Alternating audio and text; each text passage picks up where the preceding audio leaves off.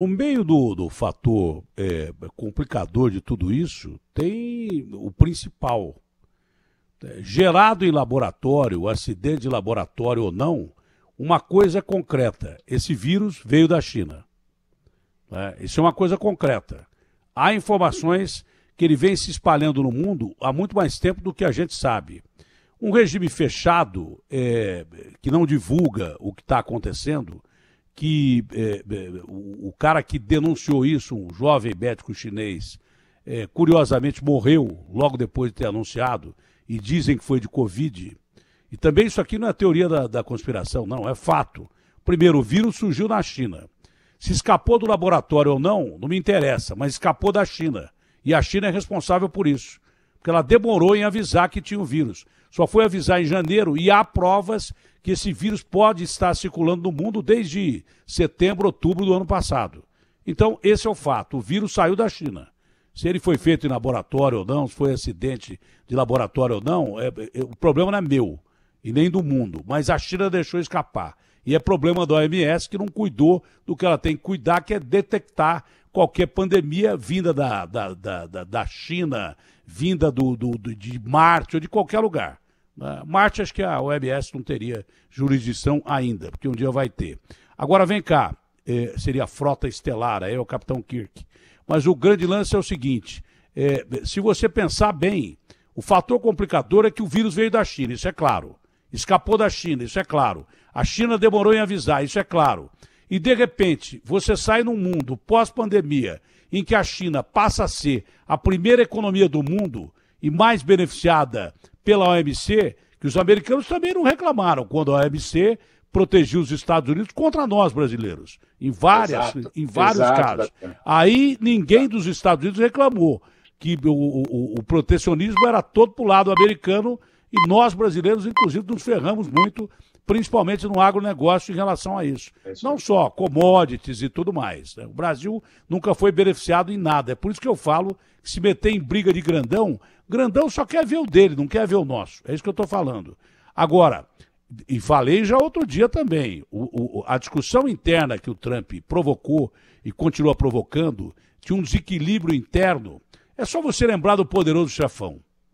Vamos usar o Poderoso Chefão aqui. Tem uma cena em que o Marlon Brando está lá com o filho dele, aquele mais agressivo e tal, que ele discute com o pai na frente de um inimigo. O pai fica quieto, o Marlon Brando, espera o cara sair da sala e fala assim: meu filho, você nunca mais escuta comigo na frente dos outros, porque você pode mostrar um desequilíbrio da nossa família, que era a máfia lá.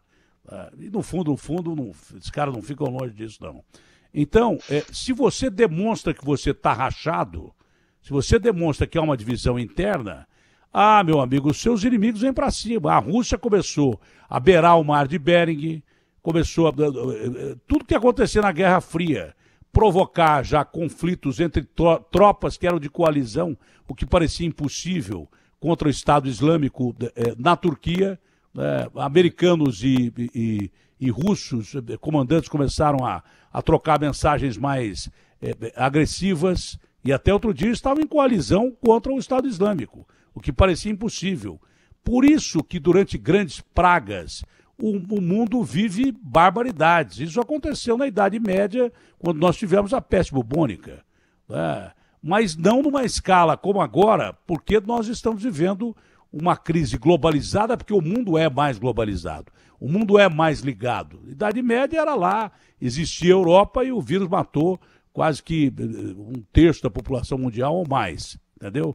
O vírus não, a peste bubônica que vinha da pulga do rato lá. Esse é o detalhe.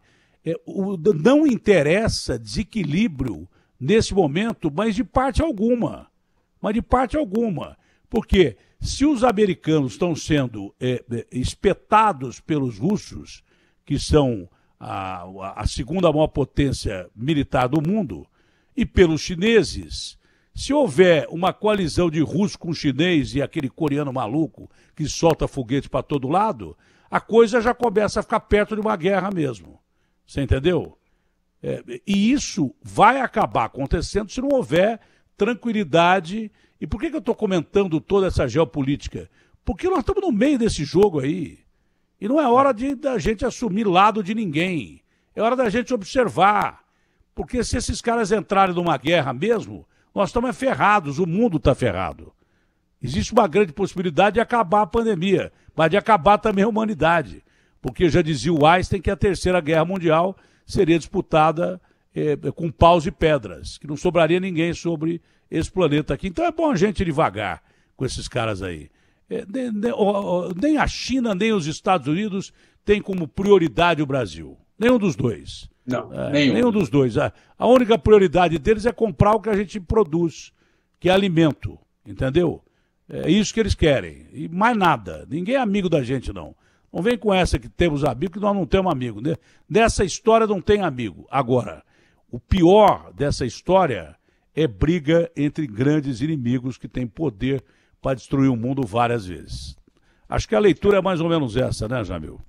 É perfeito, Datena. Alguns pontos só. Às vezes pode parecer que a geopolítica é muito longe, distante de nós, do cidadão, mas eu te garanto que ela faz parte da nossa vida diariamente. Quando você compra qualquer brinquedo, quando você compra qualquer carro, ela faz parte de todas essas considerações. Então, o que a gente está vendo é uma briga que tem um impacto global em todos os nossos, basicamente, todos os setores aí da nossa economia, inclusive brasileira. Esse é o primeiro ponto. Segundo, você falou um ponto aí fundamental. Não existe na política internacional amigos. Existem interesses, né? Então, é o ponto fundamental. Qual é o interesse daquele país, qual é o interesse daquele outro país? Já dizia um britânico, um diplomata britânico, nenhum país tem inimigo eterno ou amigo eterno. Isso não existe. O que existe é, obviamente, o interesse nacional. E, para completar, sim, essa é uma cúpula importante. No fim de semana, vamos ter uma outra cúpula muito importante, a do G20. O G20 se reúne também de forma virtual. E olha só, Datena, existe uma grande incerteza sobre o G20.